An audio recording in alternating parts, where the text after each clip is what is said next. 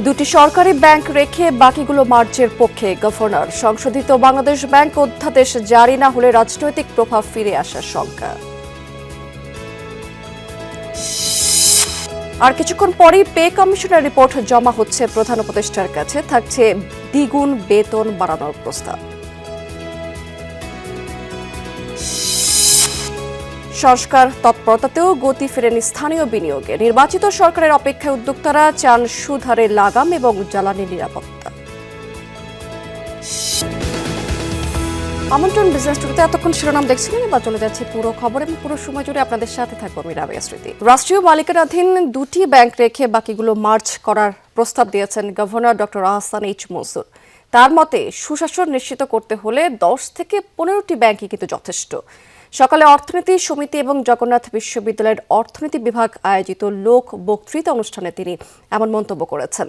তিনি এ সময় বলেছেন যে দুর্বৃত্তায়ন, অনিয়ম, পরিবারতন্ত্র এবং সুশাসনের অভাবে ব্যাংক থেকে 3 লাখ কোটি টাকা বেরিয়ে গেছে। এর একটি অংশ পাচারও হয়েছে। সংশোধিত বাংলাদেশ ব্যাংক অধ্যাদেশ জারি না হলে ব্যাংকিং খাতে আবারও রাজনৈতিক প্রভাব ফিরে আসার আশঙ্কা প্রকাশ করেছেন গভর্নর। তিনি বলেছেন যে ভবিষ্যতেও কেন্দ্রীয় ব্যাংক স্বাধীনভাবে কাজ করতে পারবে কিনা তা নিয়ে প্রশ্ন রয়ে গেছে। মার্চের মধ্যে খেলাপি ঋণ 25% নেমে আসবে বলেও আশা প্রকাশ করেছেন তিনি। আমরা যেটা প্রপোজ করেছি সরকারের কাছে যে বাংলাদেশ ব্যাংককে স্বাধীনতা দিতে হবে এবং বাংলাদেশ ব্যাংকের ভবিষ্যতে যারাই এখানে লিডারশিপে আসবেন তাদেরকে খুব নির্মোহভাবে সিলেক্ট করতে হবে ফ্রম দ্য বেস্ট, যারা সবচেয়ে ভালো দেশের প্রতিষ্ঠিত, যারা এখানে লিডারশিপ দিতে পারবে, লিডারশিপ কোয়ালিটি আছে সেই সব ব্যক্তিকে যেন এখানে অ্যাপয়েন্ট করা হয়। বিকেলে প্রধান উপদেষ্টা ডক্টর মোহাম্মদ ইউনূসের কাছে জমা দেওয়া হবে পে কমিশনের রিপোর্ট। কমিশন প্রধান জাকির আহমেদ খান রাষ্ট্রীয় অতিথি ভবন যমুনাতে এই প্রতিবেদন জমা দেবেন। সরকারি চাকরিজীবীদের বেতন বৃদ্ধি করতে গেল জুলাই মাসে কমিশন গঠন করে অন্তর্বর্তী সরকার। সর্বশেষ 2015 সালে সরকারি কর্মচারীদের বেতন বৃদ্ধি করা হয়। 20তম গ্রেডের মূল বেতন এখন 8,200 টাকা। প্রস্তাবিত মূল বেতন হতে পারে দ্বিগুণেরও বেশি। সর্বোচ্চ অর্থাৎ প্রথম গ্রেড সচিবদের মূল বেতন এখন 78,000 টাকা। প্রস্তাবিত বেতন হতে পারে দ্বিগুণ। মূল্যস্ফীতি বিবেচনায় বেতন বৃদ্ধির উদ্যোগ নিয়েছে সরকার। সংশোধিত বাজেটে বেতন ভাতা খাতে ব্যয় বৃদ্ধি করা হয়েছে 20,000 কোটি টাকা। তবে বেতন কমিশনের রিপোর্ট বাস্তবায়ন করা নিয়ে তৈরি হয়েছে এক ধরনের ধূম্রজাল। সংস্কার তৎপরতা চালিয়েও স্থানীয় বিনিয়োগে গতি ফেরানো যায়নি। উদ্যোক্তারা আছেন নির্বাচিত সরকারের অপেক্ষায়। তারা বলছেন যে রাজনৈতিক স্থিতিশীলতা আর জ্বালানির নিরাপত্তা ছাড়া লগ্নি করার কথা কেউ ভাবছেন না। পাশাপাশি ব্যাংকিং ঋণের উচ্চ সুদহারের লাগামও টেনে ধরতে হবে। দেশের অর্থনীতির হৃৎপিণ্ড বলা হয় বিনিয়োগকে, যার প্রাথমিক যাত্রা শুরু হয় বাংলাদেশ বিনিয়োগ উন্নয়ন কর্তৃপক্ষ বা বিডার নিবন্ধনের মধ্য দিয়ে। গত অর্থ বছরের চিত্রটা বেশ মলিন। গেল অর্থ বছরের মোট 66,057 কোটি টাকার বিনিয়োগ প্রস্তাব বিশ্লেষণ করলে দেখা যায় এর বড় অংশই দেশি উদ্যোক্তাদের, যার পরিমাণ 52,035 কোটি টাকা। এর আগে 2023-24 অর্থ বছরে দেশীয় বিনিয়োগ প্রস্তাব ছিল 95,954 কোটি টাকার। বাস্তবায়ন হয়েছে 31%। অর্থাৎ দেশি বিনিয়োগে ভাটা পড়েছে। এলসি খোলায় জটিলতা, ব্যাংক ঋণের উচ্চ সুদহার, জ্বালানি সংকটকে বিনিয়োগের প্রধান অন্তরায় হিসেবে দেখছেন উদ্যোক্তারা। বাংলাদেশের 99%-এর উপরে যে ইনভেস্টমেন্ট, এটা এখন কিন্তু দেশীয় বিজনেস পিপলদের ইনভেস্টমেন্ট। সো আগে আপনি যদি আমাদের যারা দেশীয় ইনভেস্টার্স আছে তাদের যদি প্রবলেম সলভ না হয়, আপনি এটা সলভ না করে বিদেশিদেরকে ডাক দিলে তো এটা কোনো সময় হবে না। আমাদের যে ইনসেন্টিভগুলি, নগদ সহায়তাগুলি ছিল, এগুলি সবই প্রত্যাহার করে নিয়েছে এবং এই ব্যাপারে কোনো আলোচনাও নাই। তো ফলে কি মানে আস্থা হারিয়ে ফেলছে মানুষজন। তো বিনিয়োগ তো প্রশ্নই আসে না। তবে বিডা কর্তৃপক্ষ বিষয়টিকে দেখছেন ভিন্নভাবে। তাদের দাবি, বাস্তবসম্মত প্রস্তাবনা আসছে, নির্বাচিত সরকার আসলে বিনিয়োগের গতি বাড়বে। আমাদের বিডাতে একটি সভা করি ইনভেস্টমেন্ট ক্লাইমেটের উপর, যেখানে প্রায় 100 লোকাল বা দেশীয় বিনিয়োগকারীরা আসে। আমাদের উদ্দেশ্যই ছিল আমরা ওই যে 32টি কার্যক্রমের কথা বললাম, সেই 32টি কার্যক্রম সম্পর্কে সবাইকে জানাতে এবং অ্যাট দ্য সেম টাইম 2026 সালে আমাদের বিনিয়োগ পরিবেশটাকে আরও ইমপ্রুভ করতে কী কী কাজ করা লাগবে সেটা নিয়ে ওদের থেকে ইনপুট নেওয়ার জন্য। ওয়ান স্টপ সার্ভিসের কার্যক্রম জোরদার করেছে বিডা। পরিধি বাড়াতে 52টি সংস্থার সাথে সমঝোতা হয়েছে, মিলছে 142 ধরনের সেবা। বিডায় যোগ হয়েছে গবেষণা শাখা, প্রবাসী বিনিয়োগদের জন্য ডেস্ক এবং রিলেশনশিপ ম্যানেজার। স্টার্টআপের জন্য নীতিমালা ও মূল্যায়ন কাঠামো তৈরি করা হচ্ছে। শাহজিন অন্তরা, যমুনা নিউজ, ঢাকা।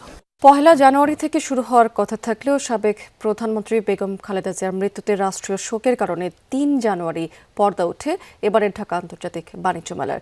তীব্র শীতের কারণে প্রথম কদিন ক্রেতা দর্শনার্থীদের সাড়াও তেমন মেলেনি। তবে আয়োজক ইপিবি জানিয়েছে যে বাণিজ্য মেলা শেষ হবে নির্ধারিত সময়ে 31 জানুয়ারিতেই। নির্বাচনী আমেজ, প্রার্থীদের প্রচারণার কথা চিন্তা করে সময় বাড়ানোর কোনো সুযোগ নেই। আশা, সময়ের সাথে সাথে ক্রেতা দর্শনার্থীদের ভিড় বাড়ায় ব্যবসায়ীরা ক্ষতিগ্রস্ত হবেন না। মাস ঘুরলেই নির্বাচনের মাস শুরু হয়ে যাবে, পরবর্তীতে রমজান চলে আসবে এবং খুব সহসাই নির্বাচনী প্রচারণার কাজে শুরু হয়ে যাবে। কাজে সার্বিক বিবেচনা করে এবং আইনশৃঙ্খলা রক্ষাকারী বাহিনীর মতামতের আলোকে আমরা যে আমাদের নির্ধারিত যে এ মাসের 31 জানুয়ারি আমরা মেলা এখন পর্যন্ত শেষ করার পরিকল্পনা নিয়ে এগিয়ে যাচ্ছি। হিলি বন্দর দিয়ে ভারত থেকে চাল আমদানি শুরু হয়েছে। দুপুরে চাল বোঝায় 2টি ট্রাক বন্দরে ইতিমধ্যে প্রবেশ করেছে। সেখানে বাজার স্থিতিশীল রাখতে গত 18 জানুয়ারি বেসরকারি পর্যায়ে 2 লাখ টন চাল আমদানির অনুমতি দিয়েছে সরকার। খাদ্য মন্ত্রণালয় 232 জন আমদানিকারককে বরাদ্দ দিয়েছে। আগামী 10 মার্চের মধ্যে বরাদ্দকৃত এই চাল আমদানি এবং বাজারজাতকরণের নির্দেশনা দিয়েছে সরকার। আমদানিকারকরা বলছেন যে বন্দর এলাকায় প্রতি কেজি সরু জাতের সম্পা চাল সেটি কিন্তু 70 থেকে 71 টাকা দরে বিক্রি হচ্ছে। সেখানে আমদানি শুরু হলে প্রতি কেজির দাম তখন 4 থেকে 5 টাকার মতো কমে আসবে। আমদানি করার পর থেকে বাজার কিছুটা বৃদ্ধি পায়, কিন্তু এখন আপনার মনে করেন সরকারে যে বর্তমানে যে প্রজ্ঞাপনটা জারি করেছে 2 লাখ টনের, তো এটা করাতে আমার মনে হয় চালের বাজার স্থিতিশীল চলে আসবে এবং খুব অল্প রেটেই আমরা চাল আমদানি করে বাজারজাত করতে পারবো। তীব্র শীতে এবার কুড়িগ্রামে ফসলের ক্ষয়ক্ষতির শঙ্কায় রয়েছে কৃষকেরা। তারা বলছেন যে শৈত্যপ্রবাহের কারণে সবজিতে পোকামাকড়ের উপদ্রব বেড়েছে, নষ্ট হয়েছে শস্যের বীজতলা। অন্যদিকে গোপালগঞ্জের চাষিদের অভিযোগ যে এবার নিম্নমানের বীজের কারণে ক্ষেতের ফসল নষ্ট হয়েছে। বিষয়টি খতিয়ে দেখছে স্থানীয় কৃষি বিভাগ। কুড়িগ্রামে শীত শুরু হয়েছে অক্টোবর থেকে। পৌষের শীতে অনেকটা স্থবির হয়ে পড়ে জনজীবন। বেশ কয়েকটি শৈত্যপ্রবাহের প্রভাব পড়েছে ফসলের মাঠেও। জেলার 16টি নদ নদীর 4.5 শতাধিক চরে প্রায় 45,000 হেক্টর আবাদি জমি। মরিচ, বেগুন, করলা সহ বিভিন্ন ফসল উৎপাদন হয় সেখানে। কৃষকরা বলছেন তীব্র ঠান্ডায় নষ্ট হয়েছে বোরোর বীজতলা। ঘন কুয়াশায় আলু সহ বিভিন্ন সবজির ফুল ফলে পচন ধরছে। ছত্রাকের আক্রমণে বিবর্ণ হচ্ছে আবাদ। এতে ফলন কমার পাশাপাশি উৎপাদন খরচ বৃদ্ধিতে ক্ষতির শঙ্কায় কৃষকরা। ভুট্টারও ক্ষতি হওয়া লাগছে, সবকিছু আমাদের কম বেশি ঠান্ডার কারণে ক্ষতি হওয়া লাগছে। করলা গাছ গাছছি, মরিচ গাছ গাছছি, বেগুন গাছ গাছছি, সব নষ্ট হয়ে গেছে। এমন শীত গাছে এত ওষুধ পানি দিচ্ছি তাও কাজ হয় নাই। যেটা নমল বাতে বিছন পাচ্ছে সেটা বিছন গাড়ার মতন এখন উপযুক্ত হয় নাই, যতক্ষণ দিন ছাড়ে নাই। ঠান্ডায় তো আমাদের কোনো বর্তমানে বীজ নেই। বীজ যখন ঝেলে ফেলাইছে তাহলে সম্পূর্ণ নষ্ট হয়ে যাচ্ছে। বিঘা প্রতি 10 থেকে 15,000 টাকা বেশি উৎপাদন খরচ বাড়তেছে। ক্ষতির হাত থেকে রক্ষায় ওষুধ স্প্রে করা, রাতে পলিথিন দিয়ে বীজতলা ঢেকে দেয়া সহ বিভিন্ন পরামর্শ দিচ্ছেন কৃষি কর্মকর্তারা। বড় বীজতলা আমরা প্রায় 52 থেকে 53 হেক্টর আক্রান্ত পেয়েছি। আমরা কৃষককে বিভিন্ন পরামর্শ দিচ্ছি কি কি ব্যবস্থা গ্রহণ করলে যে বড় বীজতলাগুলো এই অতি শৈত্যপ্রবাহ থেকে রক্ষা পাবে। এবং আলুর ক্ষেত্রে আমরা কৃষকদেরকে পরামর্শ দিচ্ছি তারা যেন সঠিকভাবে, সঠিক মাত্রায়, সঠিক ছত্রাকনাশকটা স্প্রে করে। এদিকে গোপালগঞ্জের কৃষকদের দাবি নিম্নমানের সবজি বীজের কারণে জমির ফলন নষ্ট হয়েছে। সদর উপজেলার সিলোনা ও রঘুনাথপুর গ্রামে সবজি চাষের খ্যাতি রয়েছে। প্রতি বছর কেবল শীতকালীন সবজি চাষে বিঘা প্রতি লাখ টাকা আয় করেন কৃষকরা। তবে এবার উৎপাদন খরচ উঠবে কিনা তা নিয়ে শঙ্কায় তারা। ব্রকলি, ফুলকপি, ওলকপি, বাঁধাকপি চাষবাস করছি, এবার লাভবান হতে পারবো না। যে এমনি রুইছি 10 দিন পরে ফুল এসে গেছে, ফুল এসে গেলে এবার তো আমাকে আর ক্ষতি। এবার তো বীজ তো তেমন ভালো পাই নাই। ফুলকপি প্রতি বছর ক্যান্ডি বীজটি ভালো ছিল, ওটা পাওয়া যায় না। এবার তারপর নতুন বীজ দিছি, তা ছোট ছোট গাছ হয়ে ফুটে যায়। ফুলকপির চাষে আমরা খুব দুর্ভোগে পড়ছি, কারণ বীজ এবার ভালো আসেনি। এবার কোনো দাম পাই নাই। এই কালেজিরে কিরম দাম থাকবে সামনে দেখা যাবে আর কি। কৃষি বিভাগ জানায় ফুলকপি ও বাঁধাকপি চাষে সবচেয়ে ক্ষতি হয়েছে। ফসল নষ্ট হওয়ার কারণ খতিয়ে দেখছেন কৃষি কর্মকর্তারা। যেহেতু আমাদের এবার কিছুটা ওয়েদার ফ্লাকচুয়েশন হয়েছিল, কিভাবে সমাধান করা যায় সেই কারিগরি দিকগুলো আমরা কৃষকদেরকে পরামর্শ দিচ্ছি। যদি কোনো বীজ কোম্পানি তারা যদি এইভাবে আমাদের কৃষকদেরকে ক্ষতিগ্রস্ত করে থাকে, আমরা অবশ্যই তাদের বিরুদ্ধে আইনগত ব্যবস্থা নেব। সাবরিনা লিজা, যমুনা নিউজ। হিলিতে দিন দিনই বাড়ছে সরিষার চাষ। চলতি মৌসুমে লক্ষ্যমাত্রার চেয়ে প্রায় 1000 হেক্টর বেশি জমিতে আবাদ হয়েছে। সংশ্লিষ্টরা বলছেন যে আমন এবং বোরো ধানের আবাদের মধ্যবর্তী সময়টাতে জমি ফেলে না রেখে স্বল্প সময় লাভজনক ফসল আবাদের দিকেই ঝুঁকছেন সেখানকার কৃষকেরা। কুয়াশার আবির মাখানো ভোরে যতদূর চোখ যায় কেবলই হলুদ সরিষা ফুলের সমারোহ, অথচ আমন ধান কাটার পর বোরো আবাদের অপেক্ষায় প্রায় 3 মাস এ জমি অনাবাদি পড়ে থাকত একসময়। হিলির কৃষকরা বলছেন ধান আবাদের মধ্যবর্তী সময়টায় জমি কাজে লাগাতেই এই উদ্যোগ নিয়েছেন তারা। একে সরিষা আবাদে তেমন সারের প্রয়োজন পড়ে না, তাছাড়া পরবর্তী বোরো আবাদের জন্য জমি এমনিতেই প্রস্তুত হয়ে ওঠে। এই শসার ভিঁতে মনে করো যে সার না নাগায় ওঠা এবং ওই সরিষার টাকা দিয়ে আমার ওই ইরি আবাদটা হয়ে আসে। এটা একটা ব্যক্তি আবাদ, এই আবাদটা করার পরে আমাদের আমন আবাদ করার সুবিধা হয়। জমিটাও রেডি থাকে, পরবর্তী ফসল ফলানোর জন্য সময়ও কম লাগে। এই অঞ্চলে দিন দিন বাড়ছে সরিষা চাষ। কৃষি বিভাগের তথ্য মতে চলতি বছর উপজেলার 2730 হেক্টর জমিতে সরিষা চাষের লক্ষ্যমাত্রা ধরা হলেও আবাদ হয়েছে 3900 হেক্টর জমিতে, যা লক্ষ্যমাত্রার তুলনায় 1170 হেক্টর বেশি। অল্প সময়ে অধিক লাভ নিশ্চিতেই সরিষা চাষে ঝুঁকছেন কৃষকরা। অল্প খরচে সেচও কম লাগে, অনেক সময় লাগে না, যে আবাদও মোটামুটি ফলন ভালো হয়, বিঘাকে 5-6 মন। তেল খাবো, গরু খোল খাবে, কিনতে হবে না। এই যে এটা এর গাছগুলা এলা জ্বালানি হিসেবে ব্যবহার হবে। কৃষি কর্মকর্তারা বলছেন তেলের আমদানি নির্ভরতা কমিয়ে আনতে কৃষকদের সরিষা চাষে উদ্বুদ্ধ করা হচ্ছে। এর অংশ হিসেবে উপজেলার প্রায় 1500 কৃষকের মাঝে বিনামূল্যে সার ও বীজ বিতরণ করা হয়েছে। বিনামূল্যে কৃষকদের মাঝে সরিষার বীজ এবং রাসায়নিক সার বিতরণের মাধ্যমে দিন দিন আসলে সরিষা ফসলের জনপ্রিয়তা বাড়ছে এবং সময় কম এবং সাশ্রয়ী এবং লাভজনক হওয়ার কারণে আসলে দিন দিন হাকিমপুর উপজেলায় সরিষার আবাদ বৃদ্ধি পাচ্ছে। প্রায় 7000 টন সরিষা উৎপাদনের আশা করছে কৃষি বিভাগ, যেখান থেকে তেল উৎপাদনের পরিমাণ দাঁড়াতে পারে 2.5 লাখ লিটার। কাশফিয়া রুহি, যমুনা নিউজ। দর্শক এবার জানিয়ে দেবো আপনাদের আজকে পুঁজিবাজার লেনদেনের লাস্ট আপডেট আছে, কিন্তু আমরা সকাল থেকেই কিন্তু দেখতে পাচ্ছি এক ধরনের পতন ইন্ডেক্সগুলোতে, এবং সেই অবস্থার কিন্তু কিছুটা, যদিও প্রধান সূচক কিন্তু সকালের দিকে কিছুটা বেড়েছিল, কিন্তু সেই অবস্থায় কিছুটা পরিবর্তন হয়ে আজকে দিনের শেষে দেখতে পাচ্ছি 3টি সূচকেরই পতন।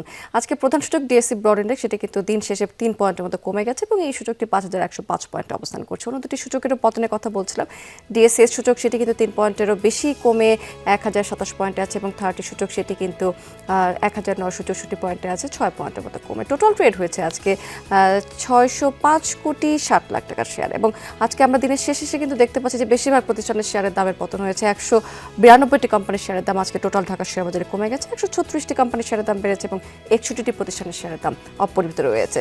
দেখে আসি টপ 20 কি অবস্থা। সেখানে কিন্তু অরিয়ন ইনফিউশন যে কোম্পানিটি, সেইটি কিন্তু আজকে সকাল থেকে প্রথম অবস্থানটি দখল করে রেখেছে এবং 27.65 লাখ টাকার মতো শেয়ার টোটাল ট্রেড করেছে এই কোম্পানিটি, এবং আজকে এই কোম্পানির লাস্ট প্রাইস ছিল 387 টাকা 80 পয়সা। এরপর স্কয়ার ফার্মা দ্বিতীয় অবস্থানে উঠে এসেছে, দিনের শেষে এসে 217 টাকা 20 পয়সা কোম্পানিটির লাস্ট প্রাইস ছিল এবং টোটাল ট্রেড করে ফেলেছে আজকে দিন শেষে এই কোম্পানিটি 16.38 লাখ টাকার মতো শেয়ার। এরপরে 13.65 লাখ টাকা কিছু বেশি লেনদেন নিয়ে এশিয়াটিক ল্যাব, এটি তৃতীয় অবস্থানে আছে আজকে টপ 20, এবং এটির আজকে লাস্ট প্রাইস 53 টাকা 60 পয়সা। এরপরে প্রগতি লাইফ ইন্স্যুরেন্স চতুর্থ এবং রূপালী লাইফ ইন্স্যুরেন্স পঞ্চম অবস্থানে রয়েছে। চট্টগ্রাম শেয়ারবাজার, সেখানেও কিন্তু আমরা সূচকের পতন দেখছি এবং আজকে সার্বিক সূচক যেটি সিএসপি, সেটি কিন্তু আজকে কাছাকাছি 7 পয়েন্টের মতো কমেছে এবং 14,235 পয়েন্টে এই সূচকটি অবস্থান করছে। টোটাল ট্রেড করেছে আজকে 13.13 লাখ টাকার মতো শেয়ার, এবং টোটাল ট্রেড হয়ে গেছে সকাল থেকে 198টি প্রতিষ্ঠানের মধ্যে। এখানেও কিন্তু বেশিরভাগ প্রতিষ্ঠানের শেয়ারের দামের পতন হয়েছে। 91টি কোম্পানির শেয়ারের দাম কমে গেছে, 86টি প্রতিষ্ঠানের শেয়ারের দাম বেড়েছে এবং 21টি কোম্পানির শেয়ারের দাম অপরিবর্তিত রয়েছে। কর আহরণে স্বাধীনভাবে কাজ করতে পারছে না জাতীয় রাজস্ব বোর্ড এনবিআর, ফলে আহরণ পর্যাপ্ত হচ্ছে না। লক্ষ্য এবং নীতি নির্ধারণে গুরুত্ব পাচ্ছে বড় শিল্পের চাহিদা, এমন পর্যবেক্ষণ গবেষকদের। সকালে ভয়েস অফ রিফর্ম আয়োজিত সেমিনারে যোগ দিয়েছেন অর্থনীতিবিদরা। মূল প্রবন্ধে বলা হয়েছে যে বিগত সরকারের চাপিয়ে দেওয়া বোঝার কারণে অনুন্নত খাতে রাজস্বের বড় অর্থ খরচ হচ্ছে। ঋণের চাপ বাড়লে এই পরিস্থিতি সামনে আরও ভয়াবহ হবে। করজালের পরিধি অন্তর্বর্তী সরকারের সময়ও কেন বাড়ানো গেল না তা নিয়ে প্রশ্ন তুলেছেন বক্তারা। তাদের মতে রাজস্ব বোর্ডকে দুই ভাগে ভাগ করা হলেও প্রশাসন এবং সরকারের চাপ থেকে বের করা যায়নি। আহরণের লক্ষ্য নির্ধারণ হচ্ছে নামকো ওয়াস্তে, পরিসংখ্যান বা ডেটার ব্যবহার নেই বললেই চলে। ফলে পলিসি নির্ধারণের সুফল মিলছে না। সবচেয়ে বড় ধাক্কা খাচ্ছে এসএমই উদ্যোক্তারা।